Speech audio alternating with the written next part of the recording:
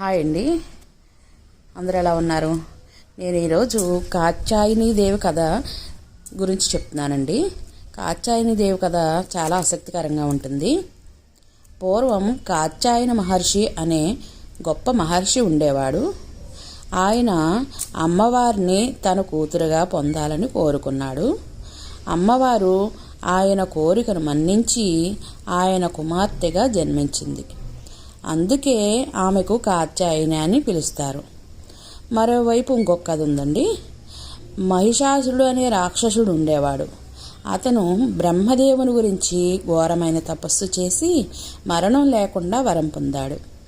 అయితే బ్రహ్మదేవుడు మరణం లేకుండా వరం ఇవ్వడం కుదరదని చెప్పడంతో కేవలం స్త్రీ చేతిలో మాత్రమే మరణం పొందేలా వరం కోరుకున్నాడు. స్త్రీలను బలహీనులుగా భావించిన మహిషాసురుడు తనకు మరణం లేదని గర్వంతో లోకాలను పీడించడం మొదలుపెట్టాడు. మహిషాసురుడు ఆగడాలు భరించలేక దేవతలందరూ కలిసి త్రిమూర్తులను శరణవేడారు. అప్పుడు త్రిమూర్తులు తేజస్సుతో కాత్యాయనీదేవి జన్మించింది.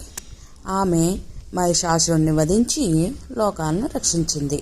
ఈ కథ మీకు నచ్చింది కదండి? నచ్చితే